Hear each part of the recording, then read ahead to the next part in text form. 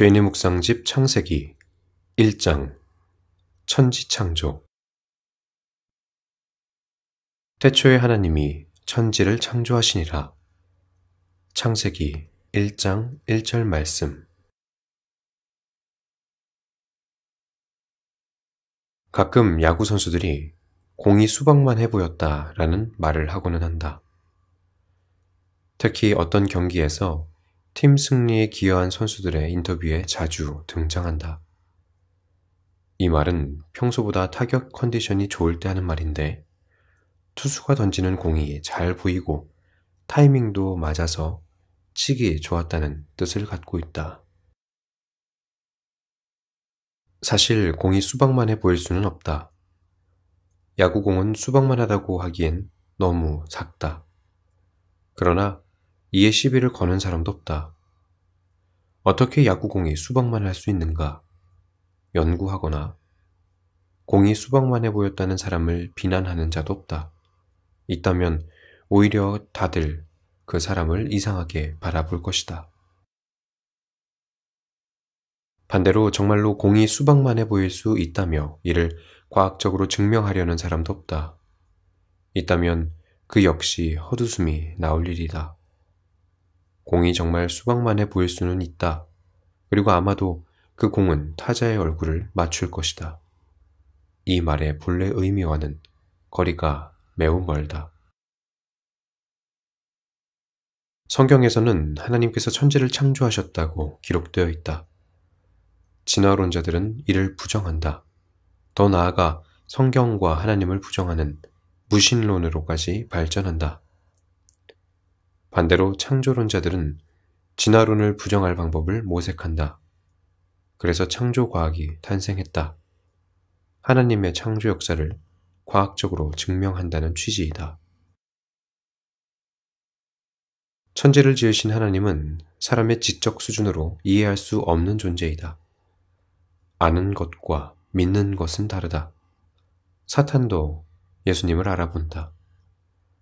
하나님의 전능하심은 사람이 과학으로 설명할 수 없다. 창조과학은 마치 과학이라는 프레임 안에 하나님을 억지로 우겨넣고 있는 꼴이다. 될 리가 없다.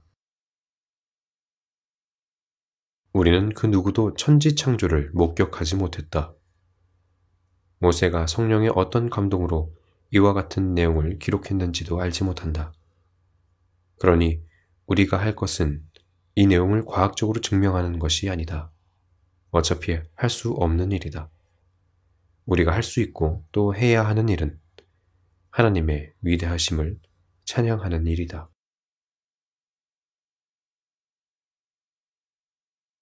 어둠은 창조되지 않았다. 땅이 혼돈하고 공허하며 흑암이 깊음 위에 있고 하나님의 영은 수면 위에 운행하시니라. 하나님이 이르시되 빛이 있으라 하시니 빛이 있었고 빛이 하나님이 보시기에 좋았더라. 하나님이 빛과 어둠을 나누사 하나님의 빛을 낮이라 부르시고 어둠을 밤이라 부르시니라. 저녁이 되고 아침이 되니 이는 첫째 날이니라. 창세기 1장 2절부터 5절까지의 말씀. 하나님께서 가장 먼저 만드신 피조물은 빛이다. 어둠을 만드시진 않았다. 어둠은 빛이 없는 상태이다. 어둠은 하나님의 뜻이 아니며 하나님께서는 그를 보시고 좋다 하신 일이 없다. 하나님께서 이 세상에 말씀하신 최초의 뜻은 빛이다. 그 빛을 보고서야 하나님은 보시기에 좋았다고 하셨다. 세상에는 죄가 많다. 하루에도 몇 번씩 끔찍한 범죄의 소식이 들려온다.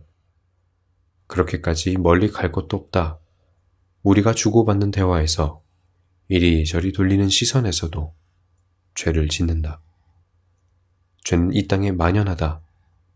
그러나 하나님은 죄를 만드신 일이 없다. 빛이 없는 상태가 어둠이듯 하나님의 뜻이 이루어지지 않는 곳이 죄다. 어둠과 마찬가지로 죄를 보고 하나님께서 기뻐하시지도 않는다. 세상에는 마치 죄가 가득해 선이 없어 보인다. 사람이 하나님의 뜻을 따르지 않기 때문이다. 문제는 사람도 하나님의 뜻으로 지어졌기에 하나님의 뜻이 아닌 죄 안에서는 평강을 누릴 수가 없다. 죄는 사람을 슬프게 한다. 사람이 하나님의 형상으로 지어졌기에 죄를 보며 기뻐하지 않기는 하나님이나 사람이나 다르지 않다. 그러나 결국 죄는 하나님의 뜻을 이길 수 없다. 빛이 들어오면 어둠은 아무런 저항도 하지 못하고 자리를 내주어야 한다.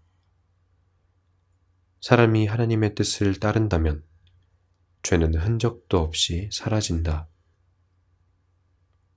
어둠이 가득하던 방 안에 불을 켜면 어둠은 흔적도 남지 않는다.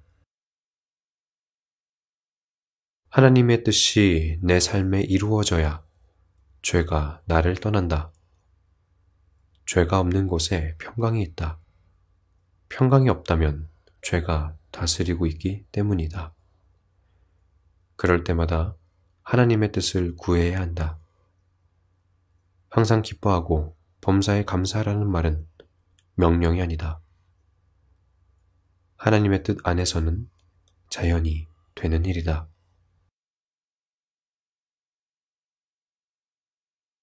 가장 사랑하는 자를 맞이하는 일. 하나님이 이르시되 물 가운데 궁창이 있어 물과 물로 나뉘라 하시고, 하나님이 궁창을 만드사 궁창 아래의 물과 궁창 위의 물로 나뉘게 하시니 그대로 되니라. 하나님이 궁창을 하늘이라 부르시니라. 저녁이 되고 아침이 되니 이는 둘째 날이니라. 하나님이 이르시되 천하의 물이 한 곳으로 모이고 묻이 드러나라 하시니 그대로 되니라. 하나님이 묻을 땅이라 부르시고 모인 물을 바다라 부르시니 하나님이 보시기에 좋았더라. 하나님이 이르시되 땅이 풀과 각기 종류대로 씨 맺는 채소와 각기 종류대로 씨 가진 열매 맺는 나무를 내니 하나님이 보시기에 좋았더라. 저녁이 되고 아침이 되니 이는 셋째 날이니라. 하나님이 이르시되 하늘의 궁창에 광명체들이 있어 낮과 밤을 나뉘게 하고 그것들로 징조와 계절과 날과 해를 이루게 하라. 또 광명체들이 하늘의 궁창에 있어 땅을 비추라 하시니 그대로 되니라. 하나님이 두 큰 광명체를 만드사 큰 광명체로 낮을 주관하게 하시고 작은 광명체로 밤을 주관하게 하시며 또 별들을 만드시고 하나님이 그것들을 하늘의 궁창에 두어 땅을 비추게 하시며 낮과 밤을 주관하게 하시고 빛과 어둠을 나뉘게 하시니 하나님이 보시기에 좋았더라. 저녁이 되고 아침이 되니 이는 넷째 날이니라. 하나님이 이르시되 물들은 생물을 번성하게 하라. 땅 위 하늘의 궁창에는 새가 나르라 하시고 하나님이 큰 바다 짐승들과 물에서 번성하여 움직이는 모든 생물을 그 종류대로 날개 있는 모든 새를 그 종류대로 창조하시니 하나님이 보시기에 좋았더라. 하나님이 그들에게 복을 주시며 이르시되 생육하고 번성하여 여러 바닷물에 충만하라. 새들도 땅에 번성하라 하시니라. 저녁이 되고 아침이 되니 이는 다섯째 날이니라. 하나님이 이르시되 땅은 생물을 그 종류대로 내되 가축과 기는 것과 땅의 짐승을 종류대로 내라 하시니 그대로 되니라. 하나님이 땅의 짐승을 그 종류대로 가축을 그 종류대로, 땅에 기는 모든 것을 그 종류대로 만드시니 하나님이 보시기에 좋았더라. 창세기 1장 6절부터 25절까지의 말씀. 출산이 임박한 부부는 아이를 맞이하기 위한 준비를 한다. 아기의 방을 꾸미거나 육아에 필요한 용품들을 미리 준비한다. 부부는 아이가 언제쯤 오리라는 사실을 알고 있다. 그래서 때에 맞게 아이에게 필요한 모든 준비를 마칠 수 있다. 출산에 맞춰 준비를 마치지 못하면 불편을 피하기 어렵다. 이는 아이에게도 부모에게도 마찬가지다. 부모는 태어날 아기를 무척이나 사랑하기에 아이가 불편에 처하지 않도록 만반의 준비를 기울인다. 과하게 준비하는 부모는 있어도 부족하게 챙기는 부모는 드물다. 하나님께서 사람을 지으시기 전에 하늘, 해와 달, 별, 땅과 바다, 그리고 각종 생물들을 지으셨다. 이는 모두 하나님께서 사람을 위해 준비하셨다. 부모가 아기의 방을 꾸미듯 사람에게 필요한 모든 것을 섬세하게 준비하셨다. 그러나 엉뚱하게도 역사 속 많은 문화권에서는 사람을 위해 지어진 하나님의 피조물을 신으로 섬겼다. 하늘을 섬기고 태양을 숭배했다. 심지어 고대 문명은 다신교가 많았는데 산이나 강과 같은 자연지형은 물론 벌레와 같은 작은 생물들도 신으로 섬겼다. 아이가 부모보다 이불이나 기저귀 같은 물건을 더 사랑할 수는 없다. 그런 자녀의 모습을 보는 부모의 마음은 무척이나 슬프다. 그리고 그런 일을 사람이 하고 있었다.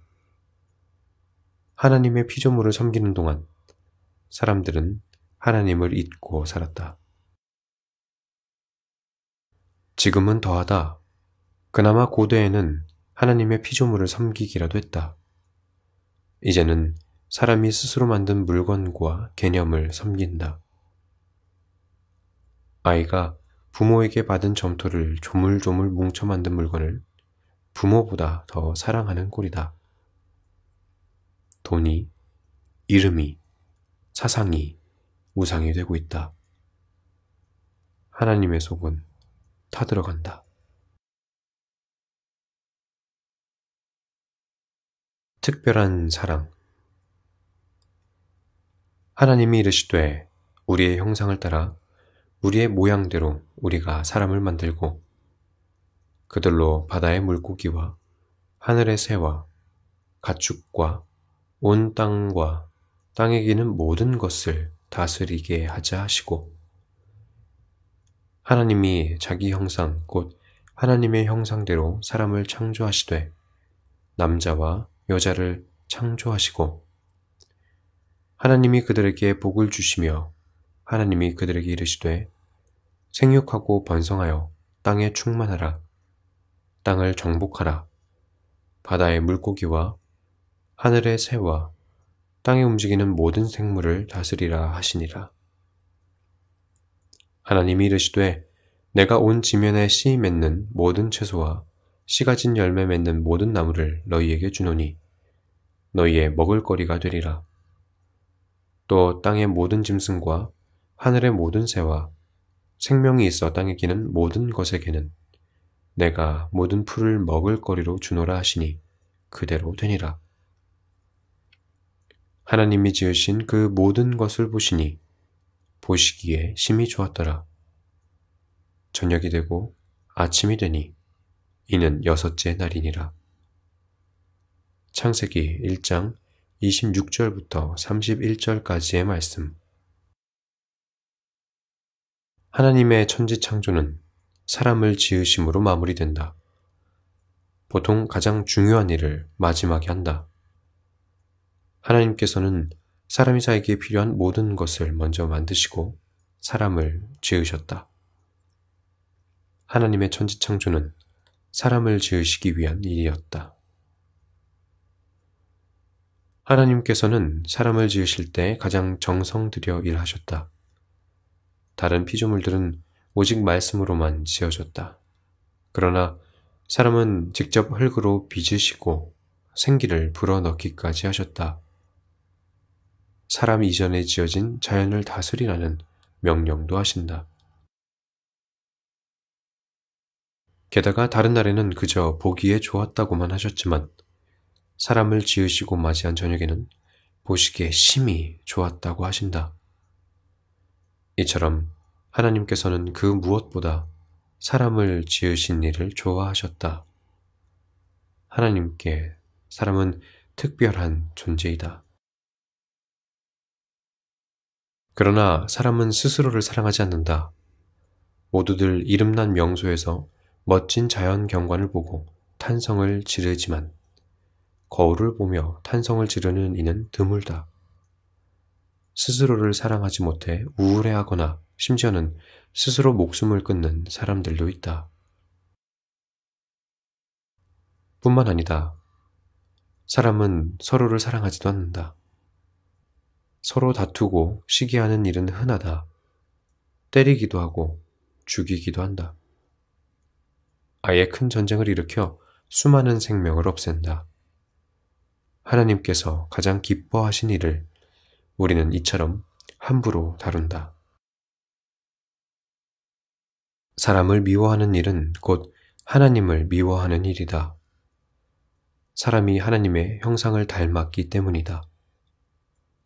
하나님을 정말로 사랑한다면 사람을 미워할 수 없다. 스스로를 사랑하고 이웃을 사랑하고 사람을 사랑하는 일이 사람이 해야 할 일이다.